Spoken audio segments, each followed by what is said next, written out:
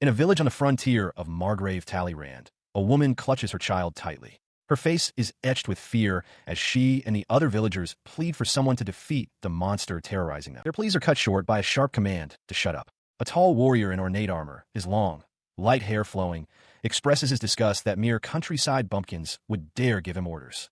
He commands his subordinate, Oriel, to silence them immediately. The dark-haired man acknowledges with a simple, "Yes, sir." Just then, a messenger sprints towards the commander, reporting that the Roche squad is requesting backup. He explains that although they managed to defeat 2 of the 3 demon bears, 3 of their members have been injured. Nearby, the defeated soldiers sit slumped against a wall, one apologizing for their failure against what he considered small fry. The commander's expression hardens. He decisively orders the Roche squad to fall back, declaring that he will take care of the rest himself. His subordinate swiftly confirms the order. He turns and strides toward the woods. A rustle in the undergrowth catches his attention, revealing the massive, sharp claws of a hidden beast. From the shadows emerges a hulking demon bear, its fangs bared. The commander stands his ground, unflinching before the monstrous creature. A confident smirk spreads across his face. He addresses the beast directly, stating that he's glad it has finally shown itself, and vowing to tear it limb from limb without delay. His focus is suddenly broken by the sound of a child crying out in terror. He glances over, shocked to see a small boy dashing through the woods. He wonders if the child had been hiding there all along. The boy freezes, his face a mask of pure fear. The demon bear looms directly behind him, its massive jaws opening wide for a deafening roar as a low growl rumbles from his chest. The commander sees his chance, deciding this is just what he wanted. He plans to split the bear in half while it's distracted with the child. But as he prepares his sword, a strange feeling alerts him. Both the child and the bear are now staring past him, frozen at the sudden and impossible appearance of a modern automobile. As he stared at the impossible vehicle, a memory, fragmented and strange, surfaced. A young boy running, a sudden, dawning comprehension on his face. The memory sharpened. A young man lunged, pushing the boy from the path of the car. He gasped, a chilling thought piercing through his confusion. This was the final moment before death. Snapping back to the present, he saw the demon bear lunging for the child. He thrust his arm forward, roaring a warning to watch out. With no time to spare, he threw himself forward, shoving the boy to safety just as the beast's claws struck him with tremendous force. A wave of pain washed over him. He realized with dread that he was about to repeat the very accident that haunted his memory. His men, watching from a distance, could only cry out his title as he fell. The word accident echoed among them, a question hanging in the night air. He awoke in a bed, a sharp pain in his head. A man at his bedside asked how he felt. Disoriented, the commander asked about his little brother, but the man seemed confused. To be safe, the attendant asked for his name and occupation. He identified himself, Justin of Andier, commander of the 3rd Knights Order of the Kingdom of Lafios. As he spoke, another set of memories flooded his mind. Coming to the frontier a month ago, due to an increase in monster activity and children being attacked. He recoiled, sweating, wondering what these foreign memories were. Then, the other life became clearer. He was Naoki Meiyo, eldest of 8 siblings. He had been taking care of his brothers instead of his parents, and right before graduating university, he had jumped into the road to protect his little brother. The 2 sets of memories collided, leading to a single, staggering conclusion. He must have died in that accident. He had been reincarnated. He recalled the plot of a light novel he used to be obsessed with, the wicked god of annihilation and the country's savior, the saint. In that story, the character named Justin was a scoundrel who was eventually killed by the protagonist. His mind reeling with this impossible truth, he looked up from his sickbed and shakily asked if he was dreaming. His subordinate, Oriel, turned with a concerned expression, asking what was wrong. He urgently asked about the safety of the child he had tried to save. Oriel, taken aback by the question, reported that the demon bear died from the commander's counterattack right before he collapsed. The child, he added, suffered only a slight injury and was sent back to his parents. Upon hearing the news, a gentle smile of relief spread across his face. He was so glad. The commander's gentle expression stunned Oriel, who turned to the physician and demanded to know if he was sure the commander hadn't hit his head hard. The doctor confirmed there was no head wound and his injuries were healed, but he supposed there might be some temporary memory impairment. He now understood. The distance he felt from his subordinates made sense. As he suspected, the him of this world was a complete scoundrel. The realization crushed him. He covered his face with his hand, struck by how pathetic he was. Oriel, seeing his commander's sudden distress, rushed to his side, asking what was the matter. As he whispered to himself about the terrible things he must have done, Oriel's concern deepened, wondering if perhaps his commander did suffer a serious head injury after all. At that moment, a knock came from the open doorway, where another subordinate had arrived. The newcomer, Arnaud, announced that he'd heard the commander was awake and had brought some food. To Arnaud's utter shock, the commander simply replied, "Oh, thanks." The man froze, wondering aloud if the commander had actually just thanked him. Oriel quickly intervened, pulling Arnaud aside to whisper that the commander was still exhausted. He instructed Arnaud that they would change the work assignments for the next few days and to inform the others. Arnaud agreed, addressing Oriel as vice commander. Oriel then turned back, advising the commander to get more rest before excusing himself, receiving another quiet thanks in return. He sat in his quarters, contemplating the absurdity of his situation. The Third Knight's Order, which he now commanded, was composed of rowdy commoners, and he was well aware of his reputation as a heartless man even among them. It seemed utterly mad that a simple expression of gratitude could cause such a stir. As he pondered, a door clicked shut nearby. The weight of it all pressed down on him, and he slumped back onto his bed with a heavy sigh. He lay there, hand pressed to his forehead, grappling with the unbelievable truth.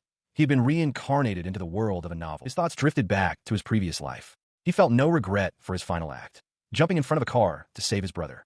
The only lingering anxiety was the uncertainty of his brother's fate after the accident. He also found himself wondering if his mother and other siblings were devastated by his sudden passing. But the concerns of his past life were quickly overshadowed by a terrifying thought about his present. If he truly was Justin, he wondered, did that mean he was fated to be killed, just as the villain was in the story? He turned over, trying to reason his way out of the panic. While it was true that the character of Justin was a pompous villain, he, the person now inhabiting this body, had done nothing to warrant such a grim end. Lying there, a sense of helplessness washed over him as he questioned what he was supposed to do now. He finally sat up, deciding that agonizing over his fate would only make him hungry. Seeing the food that had been left for him, he figured he might as well eat it. A growl from his stomach confirmed the decision. He took a spoonful, his expression shifting as he analyzed the taste. It wasn't bad, but it wasn't good either. The flavor was bland, lacking richness or umami. It tasted only of its basic ingredients. Suddenly, he froze, his eyes widening with a sudden, intense realization. He contemplates the bland meal before him, wondering if this is truly the food culture of this world. He had held high hopes for the cuisine made for knights, but speculates that perhaps they're low on funds, or that salt and spices are simply too expensive in this region. Deciding there's no use agonizing over it, he resolves to head into town later to find something more palatable and clear his head. For now, he's been told to rest. As he walks down a quiet, sunlit corridor, a sudden scream echoes from nearby, startling him. The noise leads him to a mess hall where his knights are causing a commotion.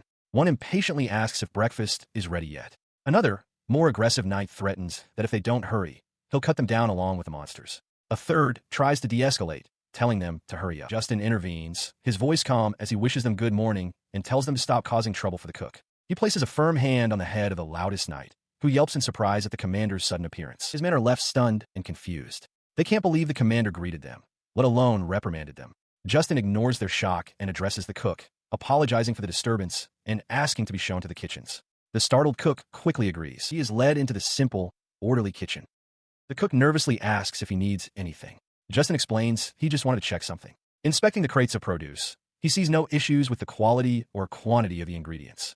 The problem, he realizes, must be the seasoning and spices. A memory surfaces. In the story, Justin himself was in charge of procuring them. His theory confirmed, he apologizes to the cook for the disturbance and for his subordinates' complaints. He then turns to his men and sharply orders them to mind their manners when they eat. The knights snap to attention, shouting their apologies as the cook looks on, utterly bewildered. As he walks away, the knights whisper among themselves about what just happened to the commander, noting his behavior is just as the vice commander described. One even compares the scolding to that of a mother. From the end of the hall, Oriel calls out, asking the commander why he is up and about so early. He voices his concern, stating he would prefer if the commander rested in his room. Justin, however, announces his intention to head into town for a bit. Accepting his commander's decision, Oriel simply asks him to be careful, assuring him that he will take care of the patrol and other duties. He raises a hand in a simple gesture, appreciating the sentiment. Now walking through the bustling town streets, clad once more in his uniform, he reflects on his past life. He realizes that since he never traveled abroad, this kind of scenery feels quite foreign to him, making him question if he'll be able to manage in this new world. His thoughts turn to his mission. He knows he can acquire regular food ingredients from the market, but for the high-quality spices he seeks, he'll need to visit a proper establishment. Spotting a likely shop, he steels himself to look confident and keep a smile on his face as he steps inside, the door's bell announcing his arrival. The shopkeeper's welcome is cut short by the sight before him. The commander's attempt at a friendly smile has twisted his features into a menacing glare, a fact Justin internally laments as he struggles to control his expression. His intimidating presence immediately unnerves the shopkeeper, who stammers in surprise, recognizing the commander of the Vendier Knight's Order. When asked what brings him to the shop, Justin plainly states that he just wants to buy some items. The nervous shopkeeper clarifies that his establishment only stocks spices, general goods, and armor. Unfazed, Justin confirms he is aware and intends to browse the goods. The man gestures for him to go ahead. He begins to inspect the shelves, picking up a jar. He is pleased to find many spices he is familiar with, such as nutmeg and cinnamon cloves. He briefly wonders if this is a common feature of worlds inspired by Japanese light novels, but quickly dismisses the thought, grateful for the convenience. His relief evaporates as he registers the cost. The spices are outrageously expensive. He is stunned to realize that an amount that would be a trivial expense in his old world is equivalent to a person's entire annual income here. Despite the cost, he makes a purchase, the sound of coins echoing on the counter as the shopkeeper thanks him. Holding the small bag, Justin then informs the man that there is something else he wishes to ask, piquing the shopkeeper's curiosity. He asks where he might find thyme and rosemary. A woman at the counter explains that since he wants to buy herbs, he should look for a drugstore. The shopkeeper bows, promising to wait for his return, and Justin agrees, stating he will be back again. As he walks through the town, he considers the suggestion of a drugstore. It reminds him that herbs are considered medicinal here, similar to Chinese medicine in his former world. He decides he will try this approach. This realization only reinforces the fantasy-like nature of this world for him. He takes out a magic bag, an item capable of storing up to 10 times its size. With a touch, he places his recent purchases inside, the bag glowing faintly as it accepts them. His presence does not go unnoticed. As he walks, he overhears the whispers of townsfolk who have recognized him as the commander of the Third Knight's Order. The whispers quickly turn to malicious gossip. One woman asks another if she's heard the rumor that he is trying to make advances on the crown prince's fiancée, remarking that he must have a death wish. Another woman adds to the tale, claiming that rumor has it he was kicked out of his house because of it and was placed in the Third Knight's Order as a last-ditch effort to get rid of him. The first expresses disbelief that he would have the gall to trouble the crown prince. Their disdain extends to the entire order.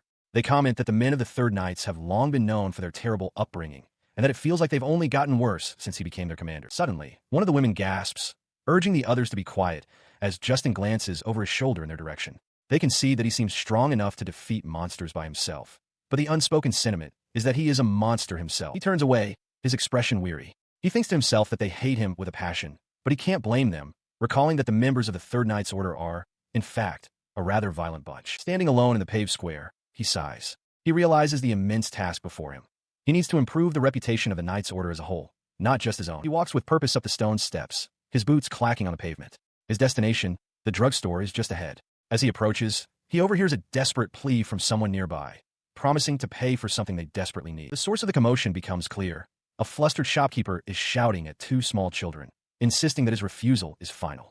Justin steps into the scene, asking if there's trouble. The shopkeeper turns, startled, and immediately recognizes the commander of the Third Knight's Order. He quickly explains that the children are pestering him for herbs, even though they have no money. As the shopkeeper tries to shoo them away, Justin listens thoughtfully, his hand on his chin, contemplating the situation. His attention then shifts from the man to the two children, who stand huddled together, looking frightened. He points toward them and asks directly why they need the herbs. They look at each other, hesitating to speak. The boy finally answers, explaining that they have neither food nor money. Their mother is ill, he says, her health ruined from trying to work in their father's place. A brief, painful image of their mother coughing weakly in bed comes to mind. He continues their story. Their father, a craftsman, was drafted to fight against the monsters that have been appearing more frequently. He was injured in the fighting and now does nothing but drink. Justin listens, taking in the family's tragic circumstances. With his expression hardening into one of resolve, he turns back to the shop owner. He commands the man to give the children the herbs they need, plus others he will name, declaring that he will pay for it all. The children stare, utterly shocked. The shop owner asks if he's truly sure, but Justin dismisses the concern, saying any extra cost can be a tip. He turns to the children, telling them not to worry. However, he adds, there is something he wants in exchange. A slight, knowing smile touches his lips as he looks down at them. He makes his request simply. He wants them to show him to their father. The little girl looks up at him, her eyes wide with worry, and asks if he plans to do something mean to him. Justin's smile broadens as he raises his hands in a placating gesture, swearing that he has no such intentions. He walked through the city as night fell, realizing he had lost track of time while caught up in conversation. The conversation had been with the children's father, who explained his tragic circumstances. An injury sustained during his army service had led to complications, leaving him unable to work. Unable to bear being a burden on his wife, he had resorted to drinking. Justin understood that while it would be easy to dismiss the man as pathetic, doing so would only deepen his family's misery. He found it unbelievable that a man who was supposed to be good deep down received no compensation for an injury that put him out of work while serving in the military. With newfound resolve, he decided he would ask for an audience with the Margrave as soon as he returned. Turning back to the children, he gently patted the boy's head and told them to take care of their parents. The girl thanked him warmly, calling him Mr. Commander, while her brother echoed her gratitude, referring to him as the Knight's Order's big brother. Their heartfelt thanks continued, both calling out to their big brother. As he watched them go, his expression hardened with determination. He clenched his fist, steeling himself. He could still make it. He could still change things. Alone on the street, he reflected on his purpose. To change this one-way route to ruin, he needed to walk a straight path himself. It would be a long time before the man known as Justin crosses the final line. He looked up at the starry sky, accepting his new role. He was a big brother, after all. Upon returning to the lodgings, he found the building empty. A flicker of relief passed, but it was quickly replaced by his duty as commander. His voice rang out, sharp and authoritative. Prepare for mock combat. Commence. His order was carried out immediately. Inside the training hall, the sharp clang of practice swords echoed off the stone walls as the knights of the Third Order engaged in vigorous mock combat. He watched the sparring, a faint smile on his lips. It was admirable, he thought, that they were practicing so diligently at night. The sounds of their blades meeting punctuated his observation. His quiet approval was shattered by a sudden commotion. A knight cried out that Cassius had been injured. Another explained that his opponent's sword had swerved during a block. Cassius, clutching his arm, tried to dismiss the injury as minor, but his comrade insisted on calling for a healer. Before anyone else could move, the commander was kneeling beside the fallen knight, his expression urgent. He immediately instructed Cassius to raise the wound above his heart. Taking charge, he called out for Oriel to bring him something to use as a binding. He then ordered the rest of the knights to continue their training. Cassius looked up, startled by his commander's sudden and intense focus on him. As the other knights watched, Justin told Cassius they were going to the treating room, offering his shoulder for support. Cassius protested that he was fine, but Justin was already tightening a bandage around the wound, reminding him sternly that healing magic wouldn't regenerate the blood he'd already lost. The injured knight's continued resistance seemed to snap something in the commander. Justin grabbed Cassius by the chin, his eyes blazing with a fierce, almost desperate intensity, and roared for him to just do as his big brother said. The outburst left him breathless, sweat beading on his brow. The words hung in the air, and a look of shocked realization crossed his face as he internally questioned his own strange declaration.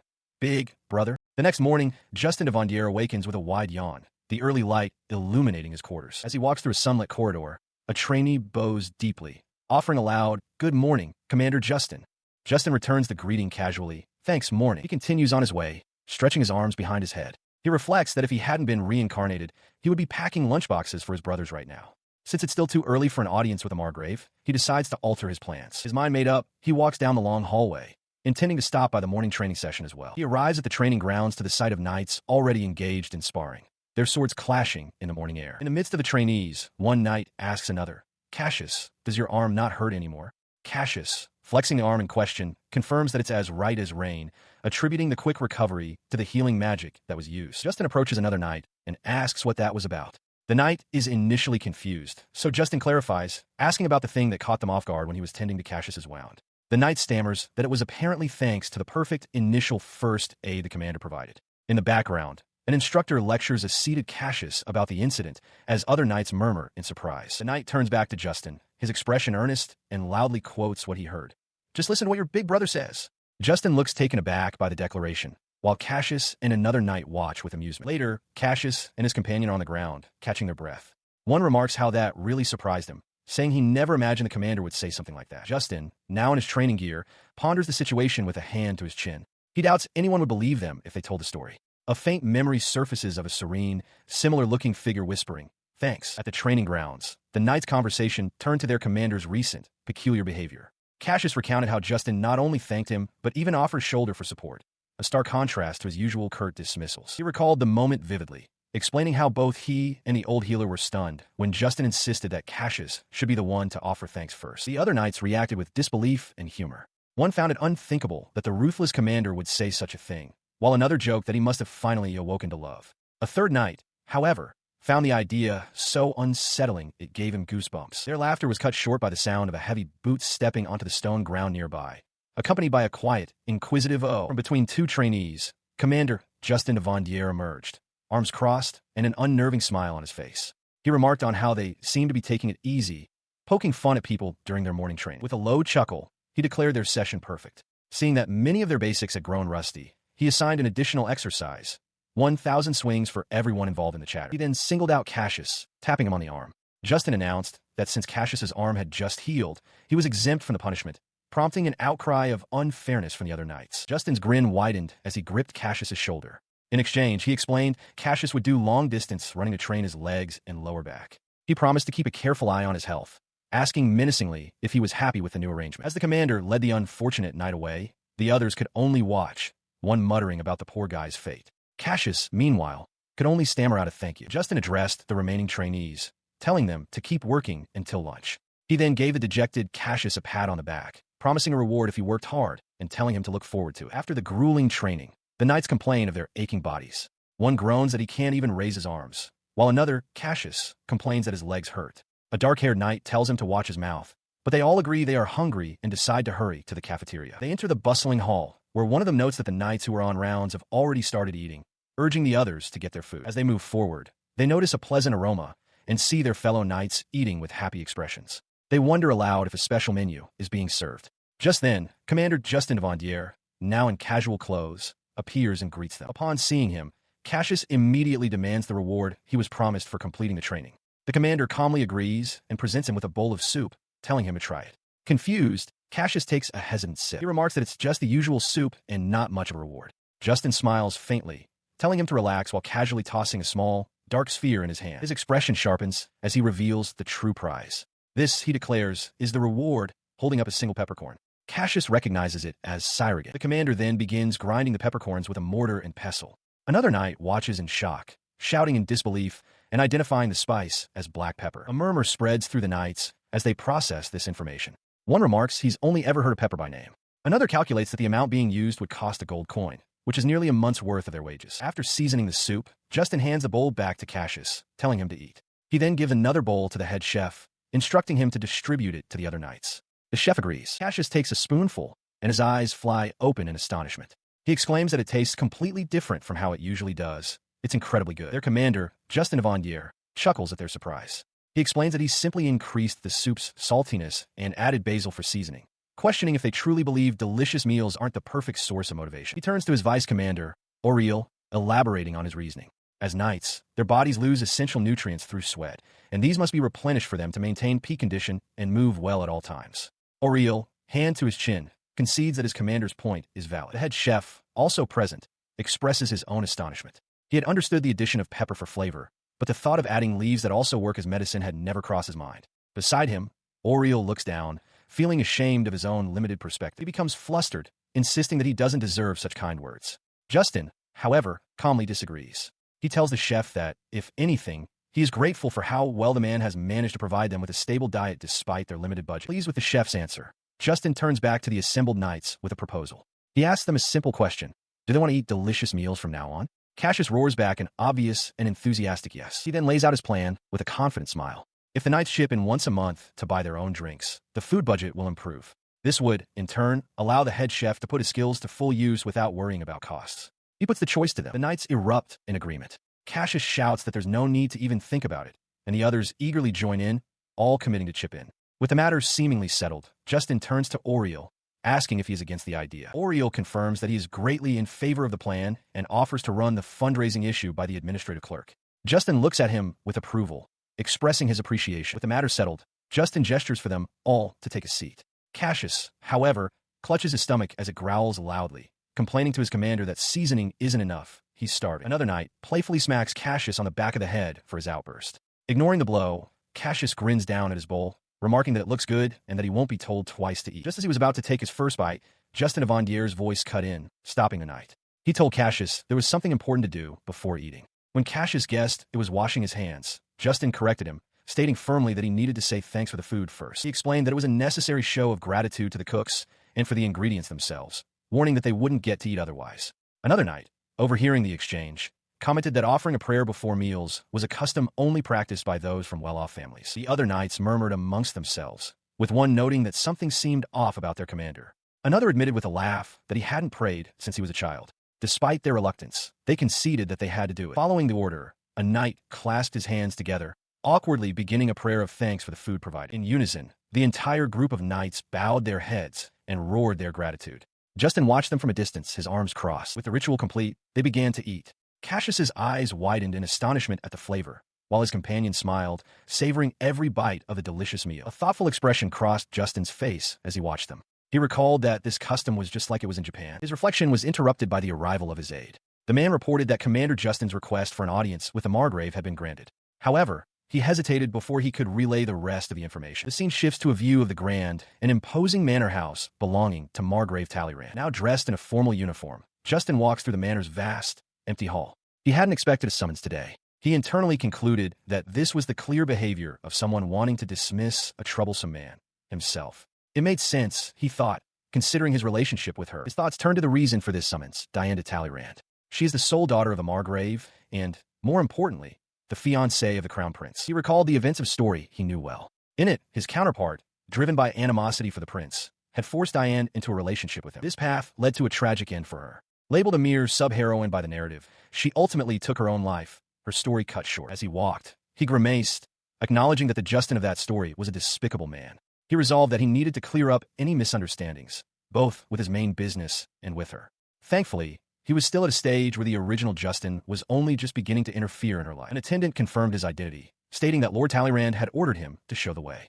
Justin simply affirmed, and the attendant led him onward. The attendant's knuckles rapped sharply against a heavy door. He then announced their presence, stating that Lord Justin de Vendier had arrived. From inside, a gruff voice bid them to come in. Stepping into the room, Justin introduced himself formally, expressing his gratitude for the Margrave, making time for him. He was immediately met by the sight of Margrave Talleyrand sitting behind a large desk, flanked by 4 uniformed men, all of whom directed stern, unwelcoming glares his way. He sits behind his desk, flanked by 3 of his personal guards, and gestures towards a chair.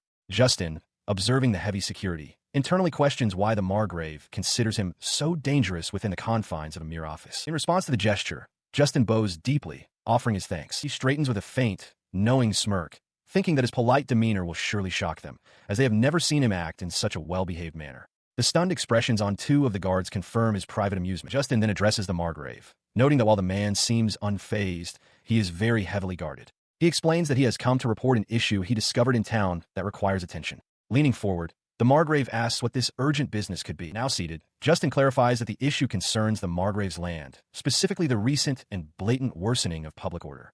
With his fingers steepled, the Margrave prompts him to elaborate. He continues, stating that the townspeople seem to hold the opinion that their lord is cruel and considers his people disposable. The accusation causes one of the guards to seethe, demanding to know what Justin just said. The guard, Clement, erupts, shouting at Justin for daring to speak so impudently to his lordship. The Margrave calmly raises a hand, silencing him. He instructs Clement to stop and allows Lord Vendier to finish. Justin then pivots the conversation, asking about the policy for conscripted citizens who suffer injuries with lasting complications from fighting monsters. The Margrave explains his system. He pays military compensation only to the soldiers directly under his command. He excuses injured people from their duties, stating he cannot force them to fight, and if they are part of the militia, they can simply return to their former jobs. Justin's gaze sharpens. He counters, asking with all due respect if that policy is truly any different from treating those people as disposable pawns. He then delivers his final point, revealing that he recently met a former craftsman and his family. The man had been excused from conscription after suffering a serious injury. The Margrave, caught off guard, can only echo Justin's words back as a stunned question. Justin continues his account of the injured craftsman's family, explaining that the man became bitter from his inability to work. His wife then took his place, ruining her own health in the process, while their hungry children were forced to beg a pharmacist for medicinal herbs for their mother. In response, Margrave Talleyrand acknowledges that while he did buy medicine for them at Justin's urging, such temporary help doesn't fix the underlying issue. He then questions if forcing people into conscription and then feigning ignorance is enough to label him a cruel person. The Margrave presses his point, asking if Justin expects him to provide a pension to every injured person until they're satisfied, arguing that such a policy is unrealistic and would drive the entire land into decline. Justin dismisses the notion immediately. He instead proposes more practical solutions, setting up free clinics in the slums, or creating jobs that even those with injuries can perform. He asks why the Margrave cannot provide salvation for his people in this way. The Margrave leans back, his gaze sharp, and asks what merit such plans hold for Justin personally. Justin retorts that there is no merit for him. The benefit is for the people of the land, or perhaps for the Margrave himself. After a moment, Talleyrand seems to concede, stating that he understands and will try to devise a solution with haste. With his eyes closed, Justin thanks him for considering his ideas, but the Margrave's expression shifts. He adds a caveat, admitting that while he will listen to any logical proposal, there is something about this situation that he fails to understand. His voice lowers as he reveals the source of his suspicion. He cannot believe a man like Justin would raise such a topic without some ulterior motive. He then states that he has already heard about how Justin has been treating his daughter. Hearing this, Justin's expression hardens. He directly addresses the Margrave's true concern, declaring that he will not interact with Miss Diane ever again, and offers to swear on his family's name to prove his sincerity. The Margrave watches him with a cynical smile, remarking that it would be great if he could keep that vow. As he turns to leave, Justin internally acknowledges the Margrave's complete distrust, accepting it as an unchangeable fact. Elsewhere, a young woman with light hair considered the situation with a heavy heart. She knew that even if she were to stop interfering with Diane, it would not change the fact that the main heroine was destined to appear soon. She pictured this prophesied figure, a saint, radiant and powerful, who would rise up to challenge the wickedness infesting the world. The main heroine was, in fact, that very saint. Meanwhile, Justin Vendier considered the same prophecy from a different angle, recalling the events of a novel he knew. In that story, Diane was already dead by the time the saint appeared, allowing the crown prince and the saint to unite without any obstacles. He found himself wondering what might happen in a world where Diane survives. If it were possible, he wished for her to find happiness. Putting these thoughts into action, he presented his theory to Margrave Talleyrand. He began by asking if the Margrave had noticed the abnormal increase in monsters lately, conjecturing that it was due to the influence of the wicked god, and, therefore, a sign that the saint would soon appear. The Margrave acknowledged the increase, but demanded to know what it had to do with his daughter. He continued, explaining the regrettable fact that if a saint did appear, there was a high chance it would not be Diane. He then posed a critical question. Since all saints were said to marry into the royal family, what would become of Diane? The Margrave exploded in denial, shouting that it couldn't be true and that there was no proof his daughter wasn't a saint. In response to the Margrave's outburst, Justin remained perfectly calm. He stated that the conclusion was obvious. The crown prince would most likely cast Diane aside, leaving her with no choice but to step away quietly. The weight of this possibility settled heavily on Talleyrand. He then rose from his seat, adjusting his uniform. He conceded that everything was merely conjecture at this point, but he felt it was important for the Margrave to be aware of the situation. His words left the Margrave stewing in suspicion, a bead of sweat forming on his temple. He stared intently, wondering what Justin Avandier's true intentions could possibly be. Justin, however, offered a simple, disarming explanation as he stood by the door. He claimed to have no ulterior motive, stating only that he regretted his past misdeeds and asked for forgiveness for his impertinent behavior. He concludes his audience with the Margrave, acknowledging that words alone are insufficient to earn trust. He vows to prove his sincerity through his actions from this point forward before asking to be excused. As the heavy doors begin to close behind him, one of the guards addresses Margrave Talleyrand, who remains seated at his desk and offers only a terse, affirmative reply. Left alone in the sudden silence, the Margrave's composure cracks. His expression is tense, his gaze distant as he wonders aloud if the man who just left is truly the Vandier he thought he knew. Meanwhile, Justin strides confidently down a long, ornate hallway. A self-satisfied smirk crosses his face as he internally declares that he has taken his first step, confidently pulling toward the future he has orchestrated. In the kitchens of the Third Knight's Order, various herbs are laid out on paper.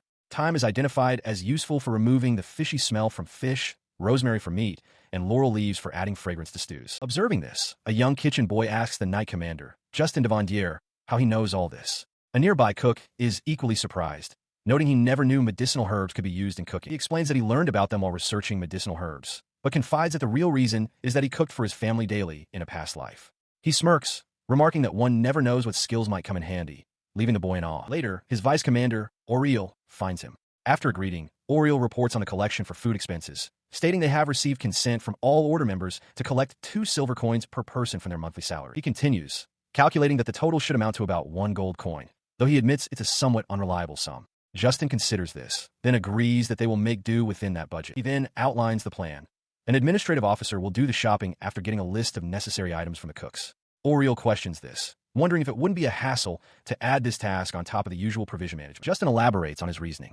It's not that he distrusts the people, but he recognizes that a large sum of money could tempt someone. He warns that if an embezzlement of the members' contributions were discovered, the culprit would be lucky to escape with only a beating. To prevent such suspicions from ever arising, he decides to send one of their own knights to accompany the shopper. Auriel understands immediately, suggesting that someone as intimidating as possible would be the best choice for the role. The vice commander asks if the knight's purpose is to act as a bodyguard. Justin confirms that is part of it, but adds that their presence will also serve to prevent merchants from overcharging them. He then tasks Auriel with selecting a suitable person for the job. Without hesitation, Auriel points directly at his commander. He declares that Justin himself is the most suitable candidate, citing his knowledge of the goods to be purchased and the fact that there is no risk of him embezzling the funds. Caught off guard, Justin asks if it's because of his intimidating face, a suggestion Auriel flatly denies. He listened with a weary expression as his vice commander, Auriel, laid out the final piece of his argument. With a confident smile, Auriel reasoned that if the famous commander went shopping in person, the merchants would surely conduct an honest transaction, preventing any overcharging. Having changed out of his armor and into a simple turtleneck, he finally relented. All right, I'll go, he conceded. Auriel immediately offered to take his place on the forest patrol, noting that Justin had just come off duty and should rest while he handled the town patrol instead. He eyed his subordinate, remarking on how quick he was to make a decision and questioning if he wanted good food that badly. Auriel simply scratched the back of his head and asked, "Now how about it?"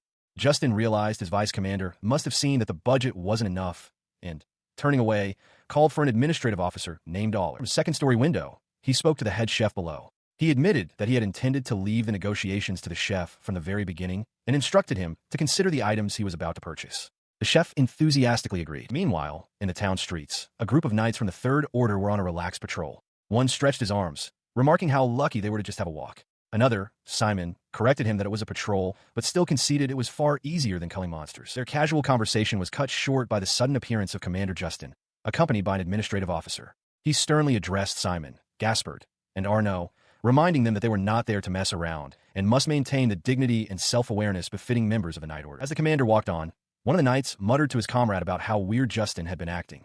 He found it ironic, considering the commander was usually the one lecturing others on knightly dignity and teaching lessons to anyone with a disrespectful attitude. The knights quickly deduced that the commander's purpose in town was shopping.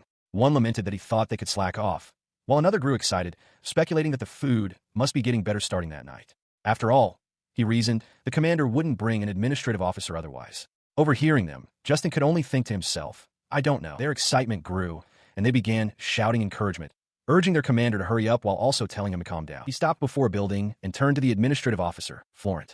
He asked if Florent was acquainted with the owner of the pharmacy, confirming it as one of their suppliers. He then handed over a list, stating he would leave the business talks to Florent, who readily accepted the task. As he walked through the market street, his attention was caught by a familiar, high-pitched voice.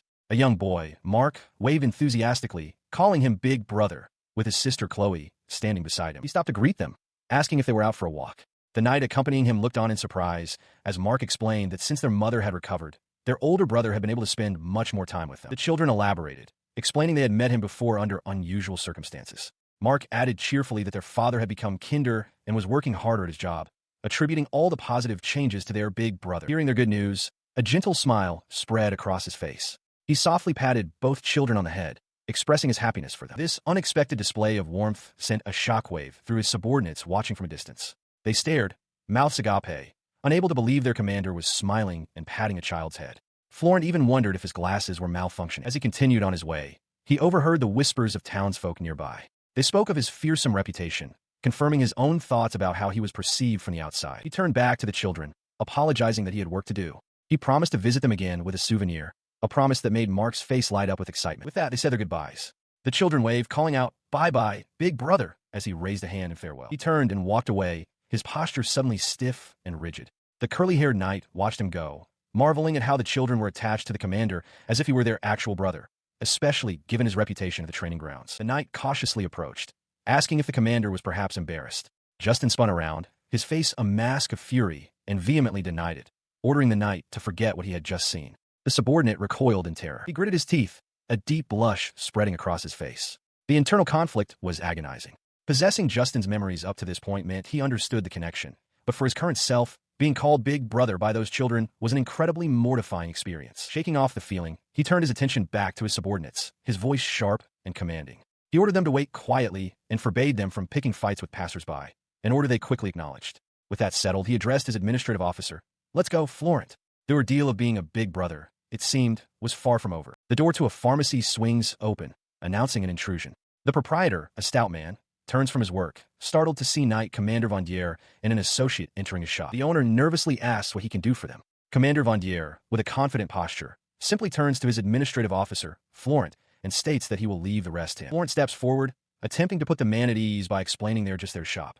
He presents a list, clarifying that there are some additional items they need delivered to the Knight's barracks. The owner takes the paper to review it. He reads the order for medicinal herbs and thoughtfully asks if they should be brought to the infirmary along with the other potions. Florent corrects him, specifying that the order is to be sent to the kitchen. The owner expresses his confusion about the destination. Vendier leans in, his voice low, explaining that he is considering a new use for the herbs and plans to order them continuously, contingent on the owner's good performance, of course. His expression hardens into an intimidating grin as he asks if he can count on the man. Flustered and sweating, the pharmacy owner stammers that the commander can absolutely leave it to him. Meanwhile, from a nearby window, two of Vendier's knights observe the interaction. One notes how terrified the pharmacy owner is, cynically suggesting the commander is intimidating him for a lower price. The other agrees, remarking that this is the fearsome commander they are used to. He then adds a counterpoint, mentioning that between his recent kindness to a child and the big brother comment, the commander has been acting differently ever since his injury. His companion dismisses the thought entirely. The first knight, Simon, scoffs at the notion. He pulls his own cheeks into a grotesque, forced smile to imitate what he imagines Vendier's kind smile would look like, mocking that the commander's usual laugh is far more sinister. His mockery is cut short by a chillingly calm voice from directly behind him. It's Commander Vendier, asking what kind of smile that is and requesting to be shown as well. Simon freezes, stammering that he was only joking. His grip tightens around the knight's head, eliciting a scream of pain. The other men watch in stunned silence, questioning if this harsh man is truly their commander, who was once known for his gentle nature. Releasing the man, he walks away through the town square, satisfied that he has completed his shopping at a low price. The remaining knights whisper amongst themselves, one noting that when the commander pressures someone with a smile like that, it's best to keep quiet. As he continues on his way, Florent approaches him. The commander explains that his successful negotiation was not a threat, but the result of promising bulk and regular purchases. He remarks that managing the finances for a large household is difficult, and one must use what leverage they have, within ethical limits. He then tells Florent to work hard for the afternoon training. As he walks on, he overhears one of the knights exclaiming with excitement about food, his stomach already growling. The man's boisterousness reminds another of someone named Cassius. The commander's expression shifts slightly, having heard their chatter. His attention is suddenly drawn to a commotion up ahead. It seems unusually noisy in front of the barracks. He and Florent approach the gates, where a knight spots them and calls out, asking what has happened. The knight rushes toward him, his voice filled with panic as he reports that the vice commander and others were in a battle with monsters. In an instant, he breaks into a dead sprint toward the infirmary. He throws the door open with tremendous force, shouting to know if everyone is all right. Inside, he finds a grim scene. Several of his men, including Vice Commander Oriel, lie wounded in their beds. A doctor stands by, watching as the commander takes in the sight of his injured knights. He is met in the infirmary by the doctor, who welcomes him back. The commander, his face grim, immediately asks for the extent of the damage. The doctor reports that while everyone is injured, there have been no fatalities. Approaching his vice commander's bedside, he finds Oriel awake but bandaged. Oriel apologizes for being seen in such a state, but Vandieres dismisses it, telling him to stay put and demanding to know what happened. Oriel begins to recount the events. After the commander left, he led a squad into the eastern forest, an area known for a high number of monster sightings. He explains that as soon as they entered, they were attacked by a force of monsters far exceeding their expectations. He concludes his report by stating that they somehow managed to win, but their current condition is the result. Vandieres, arms crossed, listens intently and acknowledges that his vice commander did well just to return alive. With a grave expression, Oriel adds that the monster's activity has been strange recently. Vandieres places a reassuring hand on his shoulder, telling him to rest for now and promising to investigate the matter himself. Oriel quietly agrees. Leaving the infirmary, the commander finds his administrative officer, Florent, in the corridor. Without hesitation, he issues a direct order. Send a messenger to the Margrave at once. He specifies the content of the message, his voice firm. They are to request cooperation, citing clear signs of an impending monster stampede. This event triggers a memory of a past failure. A monster stampede had occurred in the Margrave's domain before, an episode from Justin's past. At the time, he had arrogantly believed he could suppress it with only the forces of the Third Night Order. As a result of his arrogance, he confronted the overwhelming threat with insufficient forces. This led to numerous casualties, with Oriel being among the first to fall. Though he eventually suppressed the stampede, the reputation of the Third Night Order was left in ruins. To make matters worse, a subordinate of the hostile crown prince was installed as the new vice commander, maneuvering in the shadows to crush the disheartened Justin. He walked with purpose, the weight of his past failure settling into a new resolve. He understood that this very moment was a critical turning point. To alter the future that haunted him, he could not afford a single misstep. His path led him to a large window overlooking the quiet, starlit town. He paused, his gaze distant, before rapping his knuckles sharply against the wooden frame. In response, a man with short, light hair and a formal white cloak appeared at the doorway. An attendant announced his arrival. Lord Clement, the knight commander of the Margrave's domain, was here. Inside a well-appointed room, Justin de Vandière sits opposite Lord Clement, the knight commander of the Margrave's domain. With a tense hand gesture, Justin begins to thank him for coming. But Lord Clement springs to his feet, cutting him off. He dismisses the pleasantries, demanding to know the meaning of the message he received. He reminds Justin of his promise to show sincerity through action, then angrily questions why he is now being told a monster stampede is going to happen. The commander remains seated, his expression unchanged. He calmly reports that just a moment ago, his subordinates engaged monsters in the eastern forest. The entire squad was injured and forced to retreat. He then turns the question back on Clement, asking if he plans to freely use his soldiers for what he considers nonsense. Clement is stunned by the news, exclaiming in disbelief that even the elite Third Night Order was defeated. Justin continues his report, stating that the monsters appear to be moving in packs, an abnormal level of activity. He adds that while the creatures seem to dislike them, they do acknowledge their strength. He sits back down, processing the dire information. He questions if these are truly the signs of a monster stampede, noting that such an event hasn't occurred in their lands for over 100 years. Justin dismisses the historical precedent, questioning why the fact it hasn't happened in a century would prevent it from happening now. He asserts there is no guarantee that the peace of today will continue tomorrow, and insists they should immediately begin inspecting and repairing the city walls. The knight commander shouts in protest, demanding to know what responsibility Justin will take if his predictions come to nothing. Unfazed, Justin continues, stating that in parallel, they They should reorganize their defensive forces and deploy them in cooperation with the Third Night Order, before pointedly repeating the word responsibility. He clarifies that he is simply presenting the worst-case scenario conceivable from the current situation and proposing countermeasures accordingly. He adds a subtle warning. A Margrave well-versed in history would not underestimate the threat of a monster stampede. Clement grumbles, unable to refute the logic. Justin presses his point, explaining that both actions are beneficial to the domain regardless of the outcome. The city walls will eventually need repairs, and the deployment of soldiers can be considered training. With that, he rises abruptly from his chair. He states that he understands the point and will report the matter to the Lord himself. Before turning to leave, he sternly warns Justin to refrain from overstepping his authority until a reply is given. Inside a stately room, Justin de Vandière sits alone, contemplating the open hostility he just faced. He sighs, realizing that, as expected, his order will have to deal with the coming crisis by themselves. He proceeds to a makeshift infirmary where his knights are recovering. One of them calls out, startled by the commander's arrival. Justin calmly greets them, observing that they seem to be all right. Approaching the doctor, he asks for a report on the condition of the injured and how many days of rest they will require. The doctor informs him that most of the men will be fine after resting for a few days. However, the doctor clarifies that the more seriously injured individuals are a different matter, requiring more than 7 days of medical treatment. Justin listens intently, his expression grim as he acknowledges the report. He turns to one of the bandaged knights, placing a reassuring hand on his shoulder. He tells them all they worked hard and should get some rest, entrusting the less injured to look after their subordinates. Justin then approaches his vice commander, Auriel, who is sitting up in bed. He asks how he is faring. Auriel, though bandaged, reports that his injuries were shallow and that he is already fine. The vice commander admits he expected a scolding for his performance. Justin's hand clenches into a fist at his side as he states plainly that he is, in fact, angry. He sits down and explains the source of his anger. He tells Auriel that he has had a bad feeling for a while, and it has now become clear that a monster stampede will likely occur, possibly within a few days. Auriel lets out a disbelieving laugh, remarking that he never thought he'd face such a legendary disaster in his lifetime. Justin acknowledges that this is understandable, as monster stampedes only occur in cycles of several hundred years. Auriel then adds that the injured men have been given a week's rest. This news prompts a sharp response from Justin. He informs a shocked Auriel that even the elite Third Night Order will be needed. He clarifies that this includes Auriel himself, stating he is not kind enough to let him rest when the stakes are so high. He continues to lay out the initial strategy, explaining that scouts have already been dispatched to the surrounding areas. He tasks his subordinate with a critical role, to analyze the incoming reports, understand the monster's current situation, and predict their movements. All future operations, he stresses, will be based on that vital intelligence. In response, the subordinate asks if the commander has a clever plan in mind, earnestly pleading to be of use and promising to do whatever he can. A faint, confident smile plays on Justin's lips as he looks ahead. Well, he remarks, things are about to get busy. Standing before his men, Commander Justin de Vandière begins to explain the grave situation. He confirms that after examining the recent abnormal behavior of monsters, they have determined it to be a precursor to a full-scale monster stampede. One of the knights reacts with disbelief, questioning if such rampages are more than just old folk tales. He turns his gaze upon the assembled knights, posing a direct question.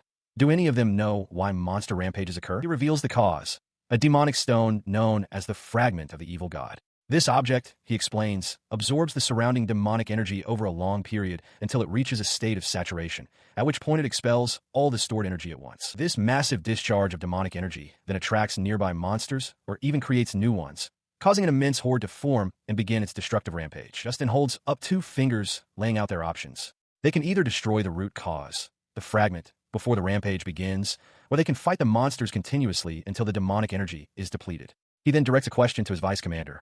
What do you think, Auriel? The vice commander responds grimly, stating that, generally, fighting the horde is the only real option. He notes that there are almost no recorded instances of anyone ever successfully destroying a demonic stone. Justin concurs, adding that the difficulty lies in finding the fragment in the first place. It appears to be a normal stone until it begins emitting energy, a subtle change that only a saint or a high-ranking cleric might notice, and even then, is often overlooked. He stresses the consequences of failure. If they allow the rampage to begin, it will be too late. The resulting disaster would be too great for the Third Night Order to handle alone, and even with the Margrave's aid, the damage to the domain would be catastrophic. A knight asks what their plan is. Justin declares that the general approach is not for them.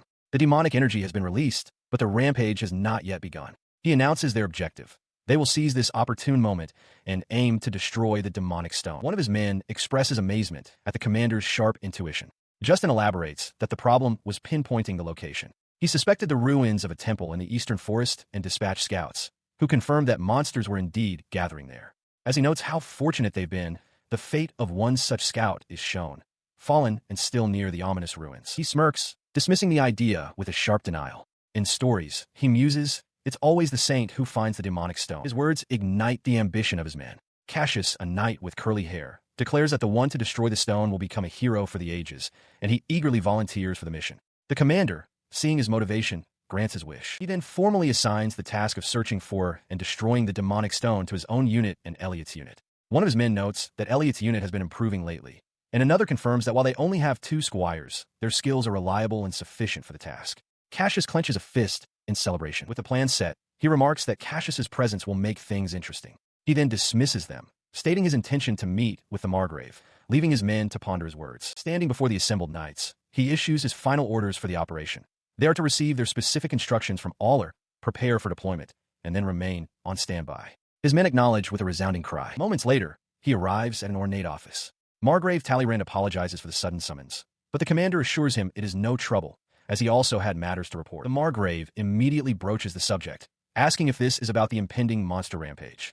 He confirms, stating that clear precursor signs have been confirmed. The Margrave looks out the window, his expression grim. He laments that such a catastrophe would occur in his lifetime, and reveals that his own discussion concerns the same topic. He then delivers his verdict. He cannot spare any troops. He elaborates, explaining that while he is not unwilling to cooperate in an emergency, he believes a small reinforcement would be insufficient to handle the threat.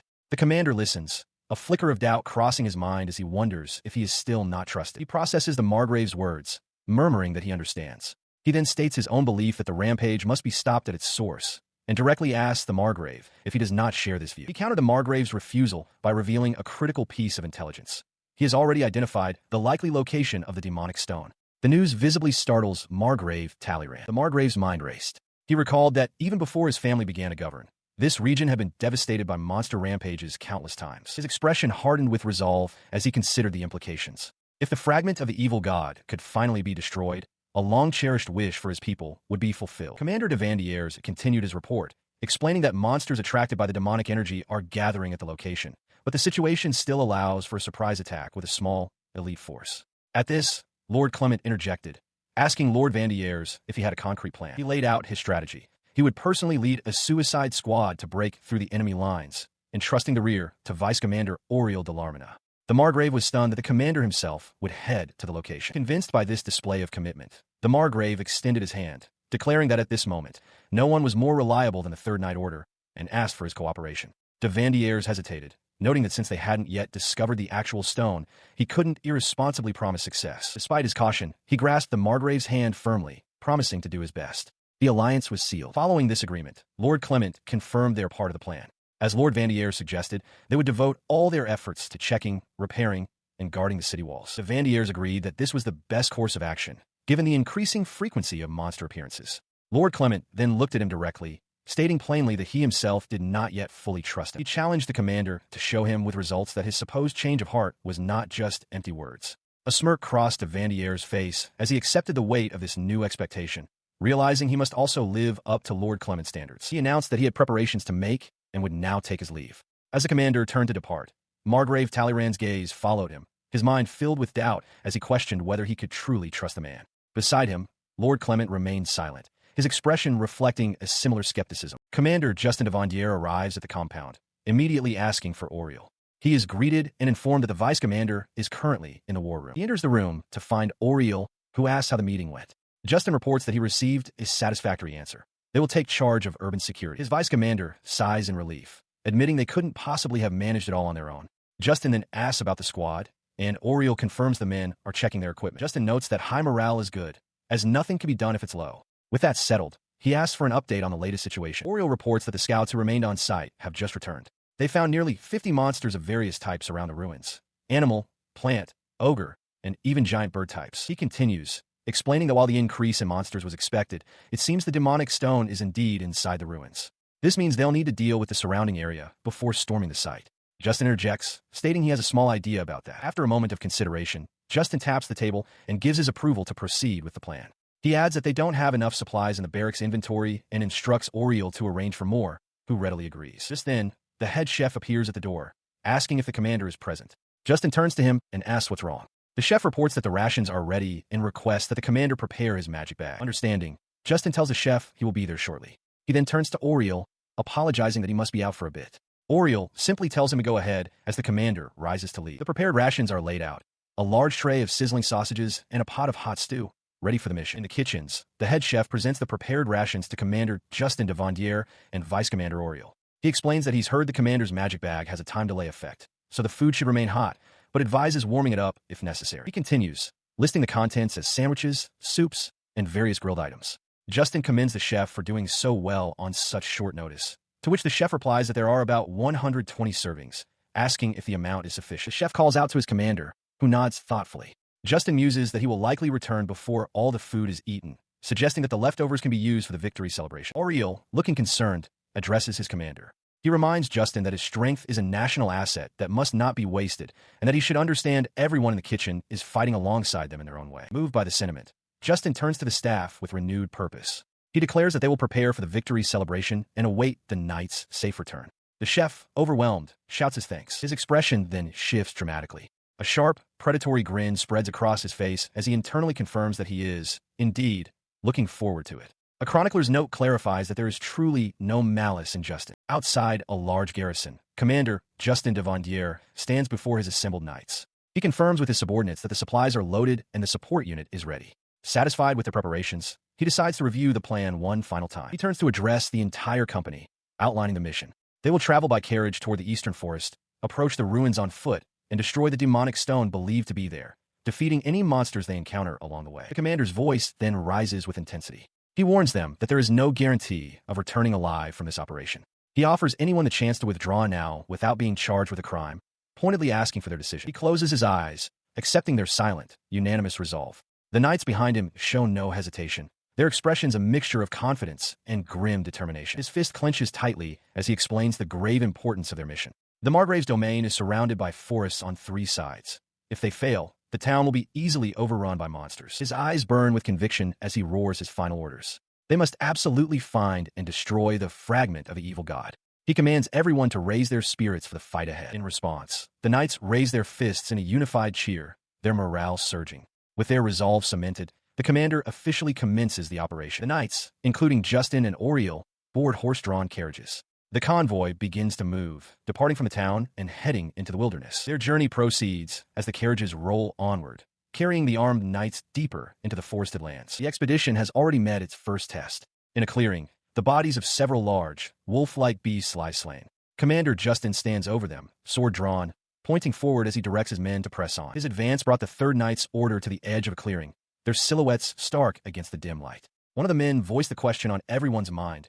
Is that it? Before them, a formidable group of monsters stood guard. A hulking, horned ogre flanked by a massive bear and a snarling wolf, while a bird of prey circled above. They were the sentinels of the ruins. The commander observed the scene, deducing that low-ranking monsters were apparently unable to get inside. He remarked that even if forgotten and decayed, the site was still a temple, retaining some of its sanctity. He explained to his vice commander that this meant monsters only emerged from the entrance of the ruins.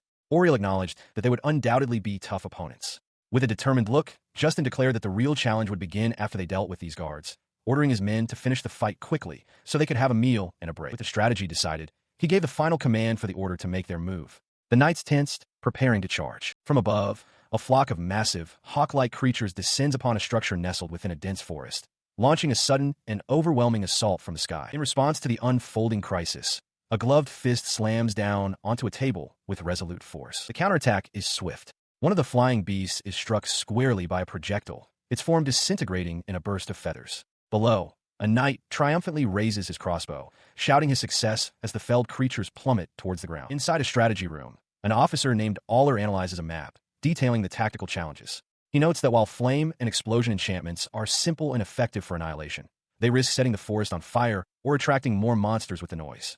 The most troublesome foes, the flying monsters, are difficult to counter, as heavy weapons like ballistas and catapults cannot be transported through the difficult terrain. He presents his idea to Commander Justin de Vandière. Use arrows specialized for range and penetration, enhanced with wind enchantment. Justin agrees it's a good plan, but raises the issue of their low stock of wind, attribute magic stones, and the considerable cost. Aller smiles, confident that in an emergency, His Excellency the Margrave will gladly fund the endeavor.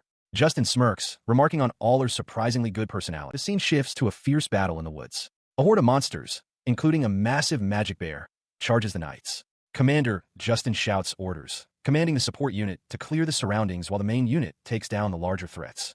He specifically tasks his own squad with crushing the magic bear first. He continues to direct his forces with his sword drawn, ordering the Elliot squad to suppress the horde's advance. He declares his intent to draw in additional large monsters himself, rallying his men to action. Two knights, Arnaud and Simon, peel off to confront the magic bear directly.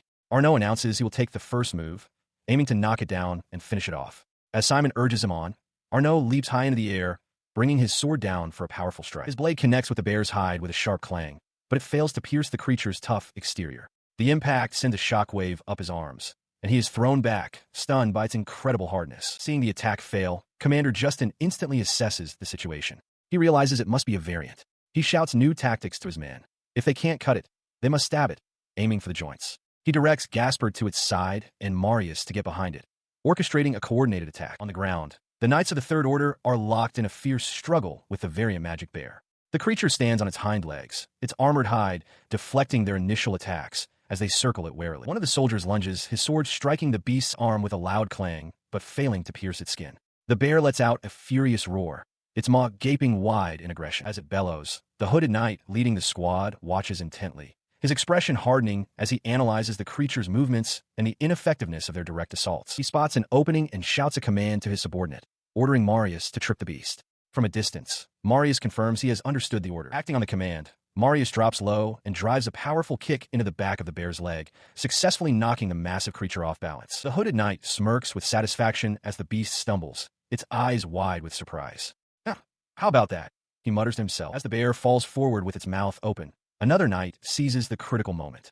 He understood its one weakness. The hard, protective hairs couldn't grow inside its mouth. He thrusts his sword deep into the vulnerable flesh. With the creature finally slain, two knights stand over its corpse. One praises his comrade for the good job, while the other confirms with relief, "All right, one down." Their moment of respite is cut short. As some of the men complain about the sticky gore on their hands, their hooded leader sharply rebukes them, warning them not to let their guard down because they are still surrounded by monsters. He then points his sword towards another skirmish, rallying his men. He announces that Elliot's squad is being pushed back and that they will move to reinforce them immediately. More wolf-like beasts are visible in the distance, proving the battle is far from over. A faint smile played on the commander's lips as he addressed one of his men.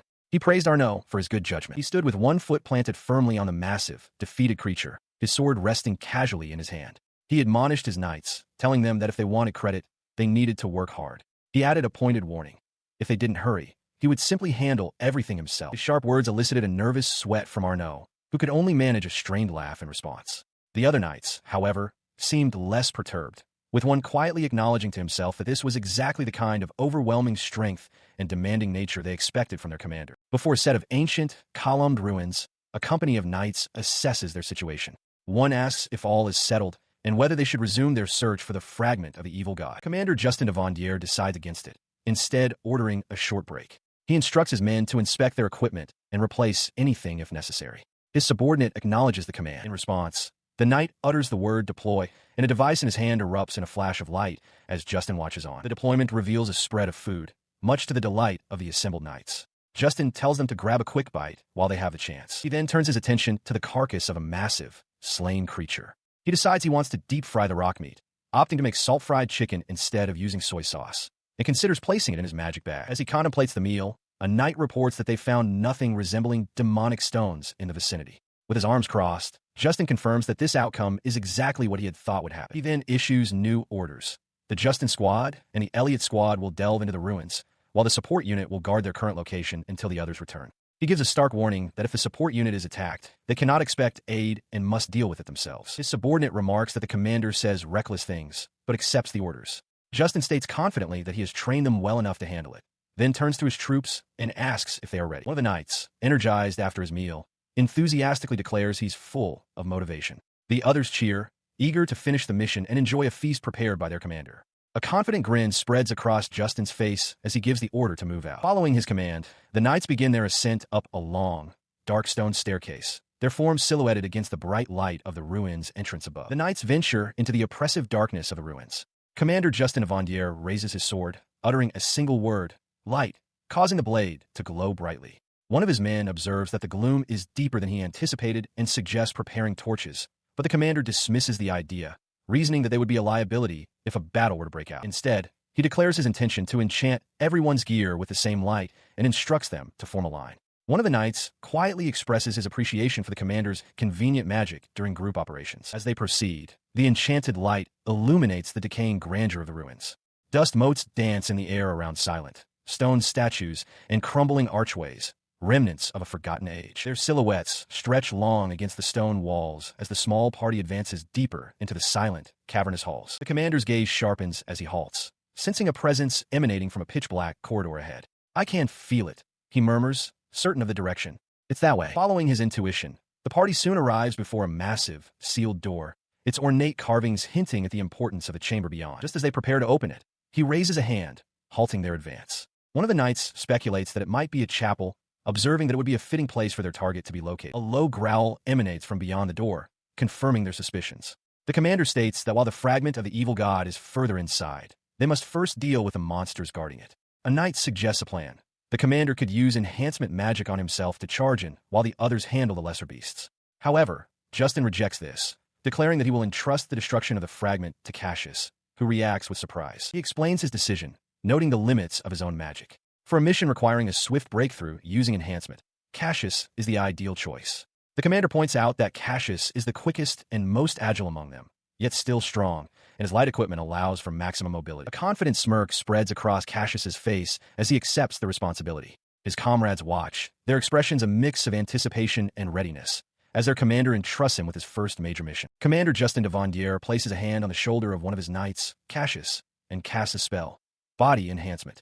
He then gives a simple command for the knight to follow him. The effect is immediate. Cassius feels his body become incredibly light, a glowing aura surrounding him as he marvels at the amazing sensation. As they stand before a large, sealed door, Justin lays out the plan. He explains that opening the door will immediately alert the monsters inside to their presence. Cassius's mission is to distract the creatures and, if possible, pinpoint the location of the demonic stone. Once that stone is destroyed, the rest of the knights will move in to annihilate the remaining monsters. His eyes narrow with focus as he begins a silent countdown. 3, 2, 1. The doors burst open, and Justin immediately unleashes a sweeping arc of energy from his sword, clearing the entryway in a flash of light. Inside, the knights are met by monstrous silhouettes. Justin urgently shouts for them to find a fragment of evil god without delay. One of the knights, Yug, spots a shadowy, skeletal creature and asks if that is their target.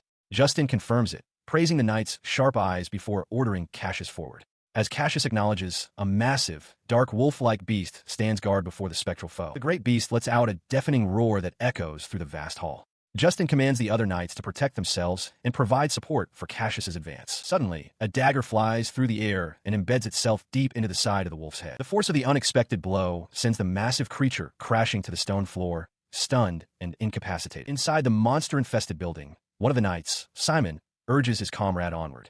He shouts for Cassius to hurry, who gratefully acknowledges the support. He reaches the pedestal holding the demonic stone. With a determined cry, Cassius raises his sword high, focusing all his energy on the single thought of destroying the artifact. His sword strikes the stone, but the impact merely chips it, the blade failing to shatter the target. He recoils, surprised by its hardness, and grits his teeth, preparing to strike one more time. As he struggles with the stone, a hulking shadow falls over him. A massive, bull-headed monster, wielding a great axe, now stands directly behind the preoccupied knight. Nearby, Commander Justin Avandier watches the scene unfold with a grim, focused expression. The Minotaur lets out a guttural roar as Cassius continues to strike the stone, desperately trying to break it quickly. Seeing the imminent danger, the commander shouts a warning, telling Cassius that it's enough and that he must run. Ignoring the order, he brings his sword down with all his might one last time. A loud crack echoes as the demonic stone finally shatters, and a look of triumphant relief flashes across his face. His moment of triumph is cut short. The Minotaur, enraged, swings its massive axe in a deadly arc directly toward the vulnerable knight. Before the axe can connect, Commander de Vandier leaps between the monster and his subordinate. With his own body as a shield, he roars at the beast to stop. A knight of the Third Order stands before a towering Minotaur, his sword held high in triumph. He shouts with glee, proclaiming that he has successfully destroyed the fragment of the evil god, as the stone structure behind him cracks and shatters from the force of his blow. From the far end of the grand, vaulted hall, a powerful voice roars a single command. Stop, I ain't thee. The command comes from Justin de Vandier, his face a mask of pure fury. Flashes of memory assault him. Naoki's family calling for their big brother, his own knights calling his name, a lone figure standing beside a car, and the silhouette of the knight facing the beast. His rage coalesces into a desperate, protective scream for his little brother. Gripping his poleaxe tightly, He bellows a command to the Minotaur regarding the knight's hands. He then surges forward in a blur of motion, swinging the massive weapon in a deadly arc while roaring for the beast not to touch it. As he charges, other enemies make their presence known. Two hooded assailants brandish their swords, while a goblin-like creature and a monstrous wolf prepare to attack. The Minotaur itself looks up, its expression one of pure surprise at the sudden, violent intervention. From their position on a high balcony, the commander and the young knight are silhouetted against the grand hall's windows as a devastating attack streaks through the air. The unseen blow connects with the Minotaur's head, shattering its skull with overwhelming force. The beast's mouth opens in a final, silent scream of agony. But the attack was not meant for the Minotaur. Commander Justin stands breathless, his armored gauntlet dripping with fresh blood. Below him, on the polished floor, lies the headless body of the triumphant knight, his life ended not by a monster, but by his own commander. On the cobblestone street below, the two hooded assailants froze, their attention drawn upward. One of them looked up, his eyes widening in alarm at the scene unfolding above. His face contorted in disbelief as he stammered out a single, horrified word. "See Commander." Meanwhile, Commander Justin de Vandier surveyed the scene with a chillingly triumphant grin. He had made it in time, he thought to himself. This time will be different. Clenching his gauntlet fist, he resolved that a single strike would be enough to shatter both the present danger and his past trauma. He then spoke, his voice calm, yet unsettling. "Well done, Cassius." On the stone floor lie two halves of a shattered rock. A declaration rings out. The fragment of the evil god has been destroyed, a victory credited to the spirit of a knight named Cassius. Though the fragment is gone, the monsters it summoned have not vanished. Instead, wolves and goblin-like creatures cower on the cobblestones, trembling with a palpable fear of the knights. Seeing their terror, Commander Justin de Vandier stands resolute within the grand hall, his weapon gleaming. He seizes the moment, declaring that now is their chance to press the attack. Heeding his call, the knights surge forward. An officer rallies the personnel for one final push, roaring for them to annihilate the enemy before their eyes. With a unified cry, they charge down the long staircase. After the battle has concluded, the remaining knights survey the area. The monster attack has subsided, and one soldier notes with relief that the scale of the assault was something they could handle on their own. Despite their success, one of the knights expresses concern. He wonders if the commander and the others will return safely, noting that a fair amount of time has passed. His companion tries to reassure him, expressing confidence in the commander and the elite unit of the Third Knight Order. Another knight simply wishes for them to come back soon. A more cynical soldier nearby remarks that if it doesn't work out, everyone just dies. This earns him a sharp rebuke from a fellow knight, who tells him to focus on his duty of defending the entrance. As if in answer, Commander Justin appears, looking exhausted but triumphant. He announces his fatigue as his men call out to him. When asked about the fragment of the evil god, he confirms that the others are safe as well. He then opens his gauntlet hand, revealing the two inert pieces of the fragment. He explains that it is now just a stone, completely devoid of any demonic energy. His subordinate, Cassius, asks what their next move is. The commander explains that their report alone is not enough proof. They will need a high-ranking cleric to investigate and corroborate their claims. He then turns to Cassius, stating that, more importantly, they need to talk. He begins by admonishing one of his knights, Cassius, for being far too reckless. The commander insists that Cassius should have temporarily left his post to regroup, stating that even if it was a direct order, he must prioritize his own life. In response, the knight covers his mouth with a gloved hand, a small laugh escaping him. He begins to explain that if it were the commander from a little while ago, he might have done just that, but things are different now. He looks up with unwavering confidence, declaring that he fully believed the current commander would find a way to manage the situation, no matter the odds. This declaration is met with an unexpected and forceful reaction. The commander's hand shoots out, gripping Cassius's head as the knight cries out in surprise. Holding him steady, the commander tells him not to talk like such an adult, explaining that he couldn't simply abandon him. With a slight smile, he then apologizes for putting Cassius in a position that forced him to be reckless. His attention then shifts back to the assembled knights outside the temple. A subordinate reports that they have confirmed the safety inside the temple and that there are no signs of enemy reinforcements in the surrounding area. Hearing this, the commander officially declares the operation over. A sly grin spreads across his face. He observes that his men can't endure it any longer, and with the mission complete, it is naturally time for lunch. His enthusiastic shout echoes as the view reveals a nearby building, its roof conspicuously caved in. A welcome sight greets the hungry knights, baskets filled with freshly fried croquettes and sliced bread, a simple but hearty meal. Before they can begin, an officer's voice cuts through the chatter, asking if everyone has washed their hands. In unison, the assembled men confirm they have. With the formalities observed, he gives the enthusiastic order for everyone to eat. Immediately, hands reach for the food and drink. His men need no further encouragement, digging into their meal with gusto and celebrating their recent success. Their commander, Justin de Vandier, however, cannot share in their simple joy. He clutches the dark fragment of the demon stone, reflecting that while this should earn the Margrave's trust, the nobles in the royal capital likely still perceive him as the same evil and ruthless Justin. He worries about the cleric assigned to investigate the fragment of the evil god. If that cleric dislikes him, they could falsely testify that the stone is a fake and the entire incident was a farce to gain fame. In the worst-case scenario, he realizes he could even be charged with inciting a riot. His dark reverie is shattered by one of his knights, who shouts at him, demanding to know why his commander is making such a frightening face. The boisterous knight declares they're going to eat everything up. Another man remarks that Justin's scary expression is just his normal look. Standing apart, Justin quietly muses that since the situation was resolved safely, it would be nice if his men could simply rejoice. Despite the light-hearted chiding, the knights continue their meal. Justin sits among them, a part of the group yet lost in his own thoughts, a moment of quiet contemplation amidst the camaraderie. The simple act of sharing a meal seems to trigger a memory. The scene shifts to the past, where a group of young boys, including a child who resembles Naoki Meiyo, sit on a wooden floor as an adult figure hands out bottled drinks. The memory fades and the focus shifts. Elsewhere, a member of the Third Knight's Order, Simon, contemplates with a neutral expression. He walks through the grass, deciding to set aside his thoughts for the time being. His companion, another knight, notices his expression and teases him about it, prompting Simon to retort that he always makes unnecessary remarks. Far from their post, the grand royal capital of the Kingdom of Rayfios stands, a sprawling city built against the coast with a formidable castle overlooking it all. Within its stately halls, purposeful footsteps echo across a polished floor. A lone, cloaked figure proceeds down a long, ornate corridor, heading towards a brightly lit room at the distant end. The figure is revealed to be Diane de Talleyrand. She has arrived in a lavish chamber, addressing a man seated at a desk as Lord Ernest. He observes that she doesn't look well and asks if something is troubling her. He then mentions that a letter from her father reports an increase in monsters within the Talleyrand territory. He tells her not to worry, explaining that he has already dispatched a knight order for their subjugation. Diane expresses her gratitude, though a hint of hesitation remains in her voice. She listens as Lord Ernest names the man he sent, Third Knight Order Commander Justin de Vandière.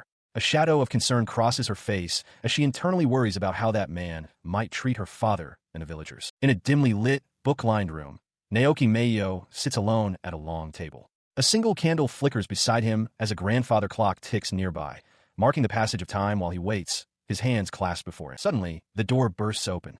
Vice Commander Oriel leans into the room, his hands braced on the doorframe, and announces with urgency that the subjugation force has returned. Following this announcement, the returning knights are greeted with cheers as they roll into the courtyard on a large wooden cart. "Welcome back, and good work," the onlookers shout. One of the knights, sitting atop their supplies, raises a fist in the air, declaring he's exhausted. The knights express their relief to Commander Justin de Vandière, glad to see him unharmed. One notes how surprisingly energetic he seems. Justin, however, dismisses the pleasantries, stating that the situation was quite dangerous. He instructs his men to rest, but tells Naoki that they must first meet with the Margrave. He then turns to Florent, the administrative officer, and instructs him to quickly arrange a victory celebration. Justin adds that the high priest should be invited to join them at the head table. Florent, startled but composed, immediately agrees. As they walk, Naoki suggests that the commander should also rest until the reply arrives. Justin agrees, acknowledging that he should at least change his clothes. They soon arrive at a grand, multi-story manor.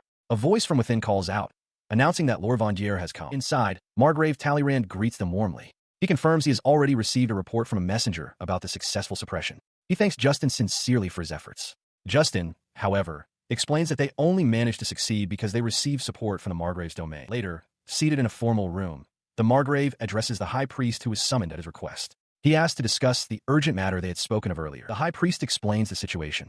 The source of the monsters has been destroyed, but in the process, a fragment was recovered. He presents a shattered, glowing stone, identifying it as a suspected shard of the evil god from the Talleyrand domain. He requests that Justin, with his divine eye, provide an appraisal. He watched as the high priest examined the shard, his expression grim. The priest declared that the lingering demonic energy was something he had never encountered, a fact he found deeply unsettling. He questioned its current safety, to which Margrave Talleyrand replied that there had been no abnormalities during its transport. The priest then strongly advised that the object be purified.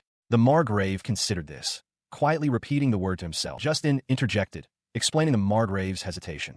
He clarified that completely purifying demonic energy of this malevolence would require prayers from a multitude of high-ranking priests, necessitating a significant donation to the Grand Cathedral. He considered the financial strain this would place on the government, especially if it were to coincide with a demonic stampede. With a decision made, he turned to the Margrave and made a bold request to entrust the shard of the evil god to him. He elaborated, stating that while preventing the stampede was an unforeseen victory, the shard itself was an artifact of immense historical rarity. He explained his desire to possess it as crucial evidence for his report to the king. Turning his attention to the high priest, he announced that the shard would be offered to the Grand Cathedral in the capital. With a knowing look, he promised to personally inform them of the priest's deep involvement in the affair, eliciting a soft, intrigued chuckle from the clergyman. The high priest readily agreed to cooperate, and Justin offered his thanks. Margrave Talleyrand, however, reminded the priest that this was simply his duty. He inwardly smirked, satisfied with how smoothly his plan had unfolded.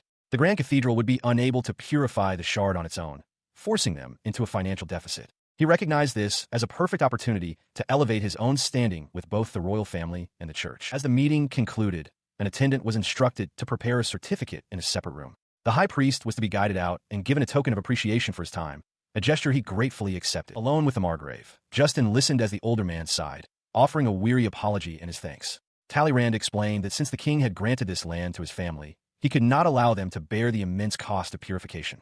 Justin, however, simply told him to be more direct. He listened as Margrave Talleyrand, with a skeptical expression, questioned what could have possibly changed him so drastically from the man he once was. The Margrave then shifted his tone, offering to take custody of any letters Justin wished to send to his majesty or his own daughter. In response to his offer, Justin simply smiled, remarking that the water and air of this land must agree with him. He then looked at the Margrave intently, a hint of a challenge in his voice, as if questioning this newfound trust. He accepted the Margrave's decision. Talleyrand stated that future patrols and security would be handled by Justin's soldiers, allowing the Third Knight's order to rest their bones. Justin readily agreed, noting that the arrangement would be a great help and that his men would be happy to oblige. Within the walls of a grand estate, Commander Justin Vandier is found in the kitchen, humming to himself as he cooks a pancake. Naoki Meio and a young boy approach, and Naoki asks what the commander is doing. Justin explains, with a cheerful smile, that he is preparing a souvenir for an acquaintance he is going to meet. Naoki finds the commander's happy expression so unusual that he comments on it, prompting Justin to ask if his smile is truly that strange. The two boys look on with longing expressions. The younger one declares that of course they want some, specifically pancakes with plenty of honey. Justin considers their request thoughtfully. He then devises a plan, announcing that for the final joint training with the Margrave's knights the next day, he will give a special reward to whoever achieves the best results in the mock battles. Hearing this, two of the knights are visibly stunned, their expressions hardening with a sudden, intense focus. The competitive fire spreads through the ranks as the other knights also adopt grim, determined looks, staring ahead with newfound resolve. The following day, Margrave Talleyrand stands beside Commander Justin, remarking on the unusually tense atmosphere among the soldiers. Justin confirms that it is different today because he told them to come at him with their full strength, even including the intent to kill. An instructor addresses the assembled knights, announcing the start of the one-on-one mock battles. He warns them not to let their guard down just because they're using wooden swords and orders them to give it their all. The knights roar in affirmation. Naoki, however, looks on grimly, recognizing the life-or-death stakes of the exercise. In a training yard, Naoki stands opposite his first opponent, one of the knights who had reacted so strongly to the commander's challenge. As the instructor bellows for the match to begin, Naoki explodes forward. His opponent can only gasp at the incredible speed of his advance. He parries the initial thrust, but Naoki immediately follows through, bringing his wooden sword down in a powerful overhead strike that his opponent struggles to block. The two blades clash with violent force. He is driven to his knees, the force of the final blow knocking his wooden sword from his grasp. His opponent, a knight from a Margrave's domain, stands victorious over him. The mock battle concluded. As the victor is declared, Vice Commander Oriel observes the scene with a grim expression.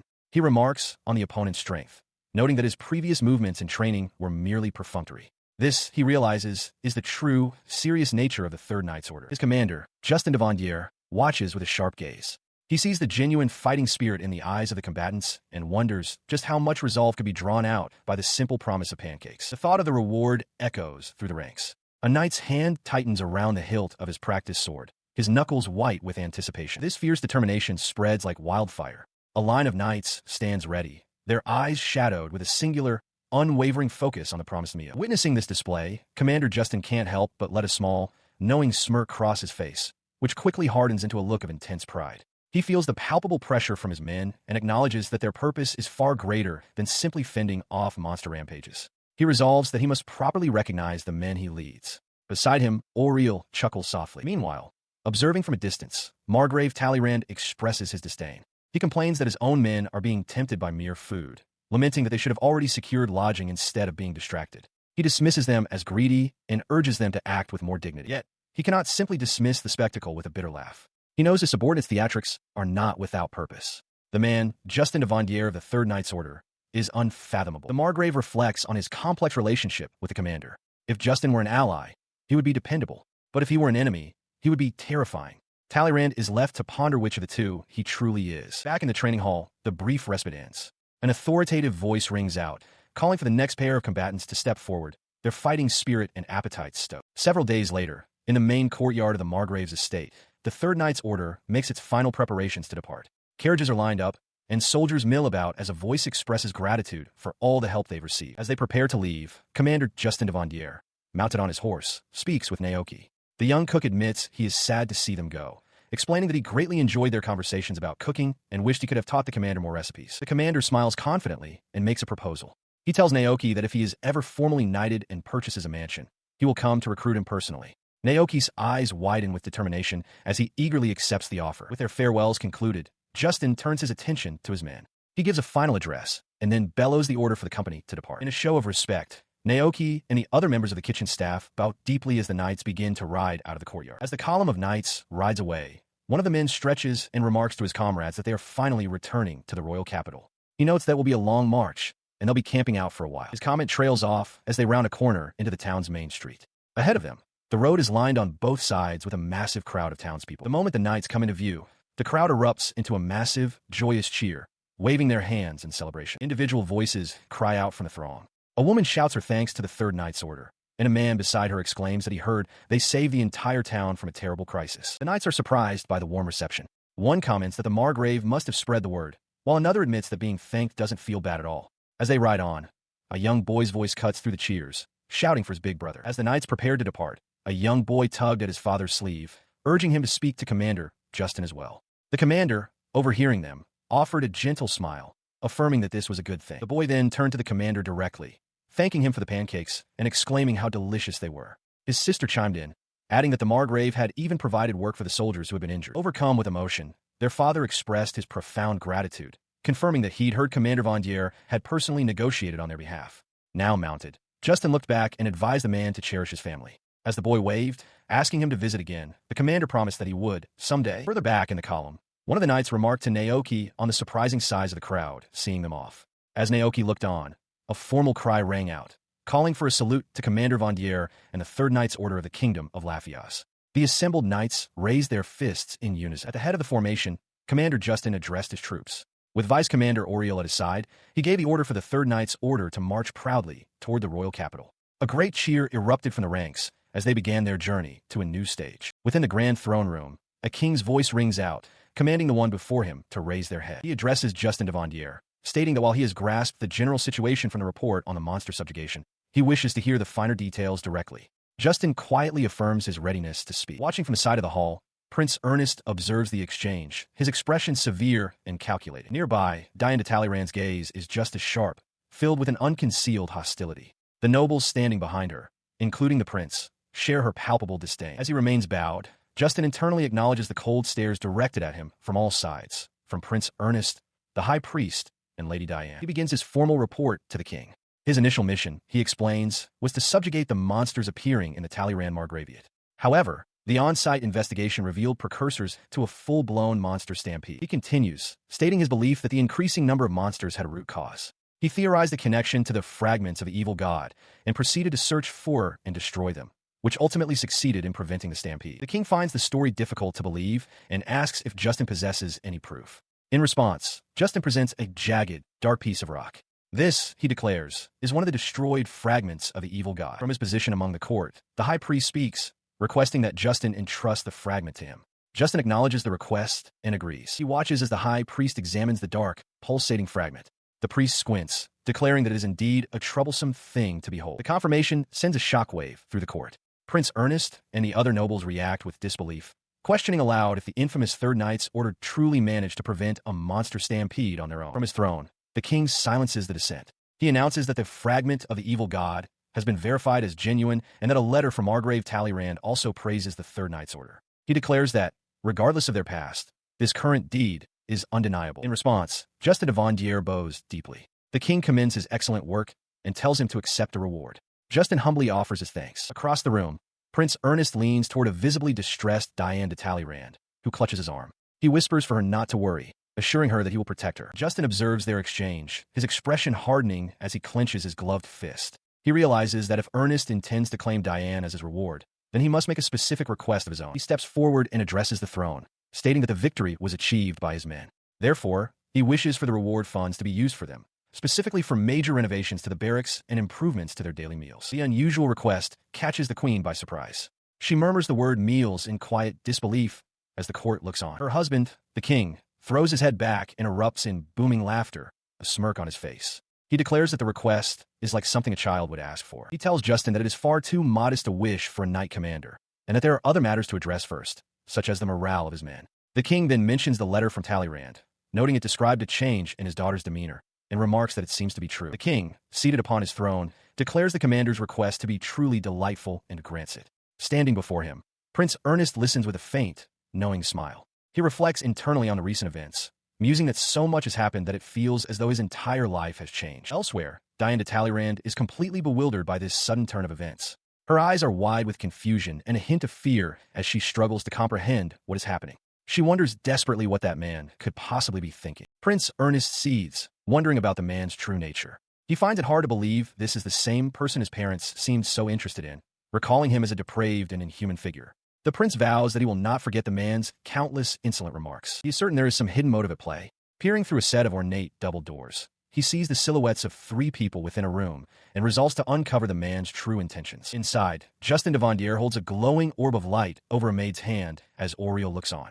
The maid and another servant appear confused. Just then, Prince Ernest bursts into the room, shouting and demanding to know what Vandière is doing there. He rushes forward without hesitation, positioning himself between Vandière and the maids with his arms spread wide in a protective gesture. He confronts Vandière, declaring that he will report this incident to his father. Vandière, unperturbed, simply states that everything is fine now that he has arrived. The prince realizes that Vandière was indeed putting on a facade during the earlier audience. A faint, knowing smirk plays on Vandière's lips as he regards the prince's outburst, clearly finding the situation amusing. Enraged, Prince Ernest shouts that Vandière cannot act like a ruler based on mere assumptions, his voice dripping with scorn. Vandière calmly replies that the prince's method of questioning is flawed, as he is only trying to force the answer he wants to hear.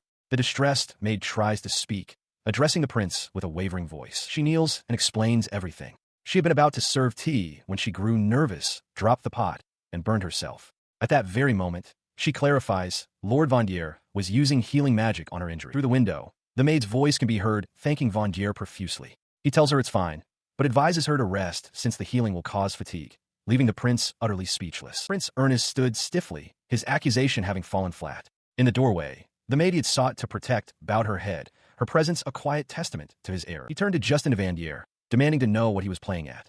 Vandière calmly questioned the prince's meaning, asking if he was suggesting that performing good deeds was something to be looked down upon. He continued, his voice firm, stating that it was only natural for the prince to be suspicious, given how much trouble he had caused him in the past. Vandière admitted that he, too, had much to reflect upon. His expression hardened into a sharp, knowing grin. That was precisely why, he explained, he intended to demonstrate his sincerity through his actions, not just his words. Prince Ernest was taken aback, unable to form a response. He could only stammer a warning for Vandière to refrain from any actions that could be misunderstood in the future, before hastily excusing himself and departing. As Vandière and Oriel walked away, the vice-commander remarked that his commander was being overly biased. Vandière conceded that perhaps he had been a little childish in his approach. Later, seated at his desk, he reflected on the encounter. He understood that the prince's animosity was rooted in a past incident involving his older brother, which now extended to him. He acknowledged the difficulty of the situation, especially since the prince himself was under scrutiny. An attendant then entered, reminding him to prepare for the evening banquet. Inside a well-appointed room, Prince Ernest informs Justin de Vandière that there is still time before the banquet begins. Justin, slouched in his chair, remarks that it's a drag. Looking out towards an empty courtyard, the prince suggests that since Justin must be tired from his long journey, a walk in the courtyard might be a good way to pass the time. Justin expresses hesitation about wandering the royal castle freely, but Ernest dismisses his concern, noting that Justin has never been one for such formalities. He assures him that there will be some surveillance, so he should go ahead. Justin quietly agrees. Heeding the advice, he walks alone through a grand, arched colonnade. As he strolls, he observes that with the sun setting, the capital is growing cold, much like the Talleyrand domain. His thoughts are interrupted by a sudden sneeze. The sound seems to draw his attention outward. He stops and looks into the courtyard, wondering who might be there, and spots 2 figures sitting on a distant bench. In that same courtyard, Diane de Talleyrand's friend suggests she change into a warmer dress. Diane, shivering slightly, refuses, explaining that she cannot, as changing now would make her late for her duties to the princess. Suddenly, The fabric of a heavy coat is draped over her bare shoulders. She looks up, startled, to find Justin de Vandière standing directly behind her, having placed his own long coat around her. As her friend gasps his name, Justin tells Diane not to worry about it. He reminds her that, as the future crown princess, she must take care of her body. Flustered, Diane insists it's an unnecessary expense and that she is not worth such concern. She insists on returning the coat, but Justin refuses. He tells her to hurry up and get changed, remarking that it would be rude to sneeze through the entire banquet and that being late would only give a certain princess a reason to complain. Her friend arrives, calling for her to return to her room. Flustered, Diane agrees and turns to leave, clutching the coat as Justin watches them go. As she departs, she glances back, thanking him for his concern but adding that it was unnecessary. Justin watches her go, a faint, unreadable smile on his lips. Once out of his sight, she clutches the coat, her expression troubled. She wonders if his gesture was part of some larger scheme. Moments later, Prince Ernest confronts Justin, grabbing him by the collar. He angrily reminds Justin that Diane has been his betrothed since their academy days and demands to know what he is plotting by approaching her. Unfazed, he stands with his arms crossed. Justin reflects that he cannot forgive how Ernest treats Diane and that this is precisely why he dislikes him. After a sudden sneeze, he decides it's time to return as well, unaware that this encounter signals the start of a new turmoil. Under the light of a full moon, a large, stately building stands against the night sky, its many windows dark. Inside, members of the Third Knight's Order walk down a long hall. One complains of hunger, wishing for a late meal. Another knight muses that a dinner at the castle would be nice, imagining the delicious food. A third wonders if their commander has returned, while another asks if he's staying the night. The door to a lounge swings open, revealing Commander Justin Vandière, dramatically draped backwards over a sofa, letting out a cry of sheer exhaustion as his vice commander, Oriel, sits calmly nearby. Oriel greets him, observing that he seems quite tired. Justin confirms this, explaining that the dinner with the royal family was so tense he couldn't taste a thing. To make matters worse, he says, being questioned by the commander-in-chief only added to his fatigue. A flashback reveals the source of his stress. A noblewoman gossiped that the commander was rumored to be popular in the palace, even smiling at children. She then questioned if he was merely feigning disinterest in Diane. Justin's expression sours at the memory. The king himself had then addressed him, questioning if he was truly Vandière at all, suggesting he seemed like an imposter, as if someone else had taken over his body. Justin's annoyance deepens. Nearby, Diane de Talleyrand and Prince Ernest had watched the entire exchange with stern, disapproving glares, adding to Justin's palpable exasperation. Back in the present, Justin smiles wryly at Oriel, conceding that despite the ordeal, it had been a meaningful time. Oriel agrees, adding that it is a fact that the commander's reputation has been on the rise. The other knights, having entered the room, tell him not to underestimate them. One asks if he brought any souvenirs. Justin, now sitting up, replies that he has good news for them, though it isn't a physical gift. He leans back with a confident smirk, announcing that for their hard work suppressing the monster stampede, they have the week off. Furthermore, he used the reward money to fund a major renovation of the aging barracks, including the construction of a new shower room. The commander's announcement sent a wave of excitement through his men. One of the knights, a man with curly hair, pumped his fist in celebration. Another agreed, noting that after training, all they had to do was wait for the bath to be ready. A third knight mused aloud that things would be much simpler if they could use purification magic like their commander. Their cheerful discussion was abruptly silenced by the commander's voice. He added one final provision to their reward, a permanent increase to their food budget. The knights froze, their faces a mask of disbelief. He leaned in, a wide, almost predatory grin spreading across his face as he confirmed they would now be able to eat that delicious food whenever they wished. The knights' disbelief shattered, replaced by a deafening, joyous roar. He watched their exuberant celebration with a quiet chuckle, thinking to himself that it was good for them to work hard. A maid approached to inform him that she would instruct the cooks to prepare for his lifetime supply of food, to which he simply replied, "Understood." Later, in the solitude of a well-furnished room, he uncorked a bottle of wine. He mused that the food at the dinner party had been exquisite, but the portions had been far too small. A thought then struck him. There was still some of his expedition allowance left over. His gaze swept across the room, a storage space he seldom used. A sly grin touched his lips as an idea took shape. He raised his glass, deciding to build his dream, a mini kitchen for his private room.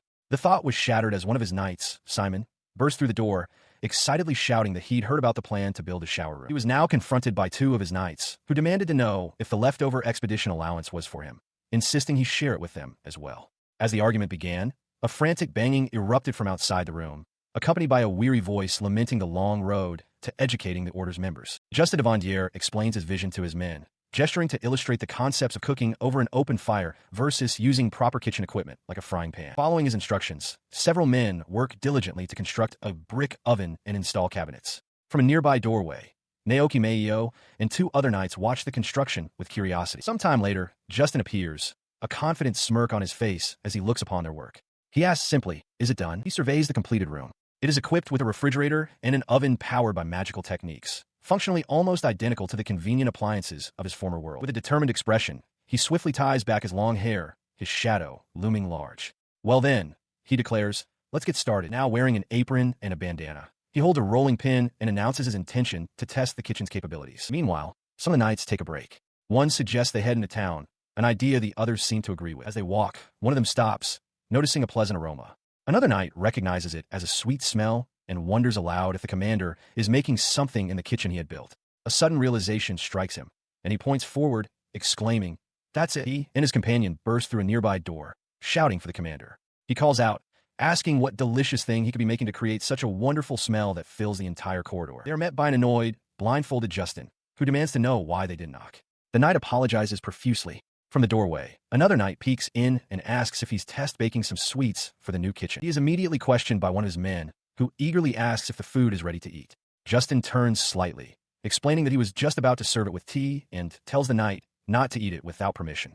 Another subordinate looks on, flustered by his comrade's impatience. With the pastries and tea now properly set on a table, the knight asks once more if it's all right to eat.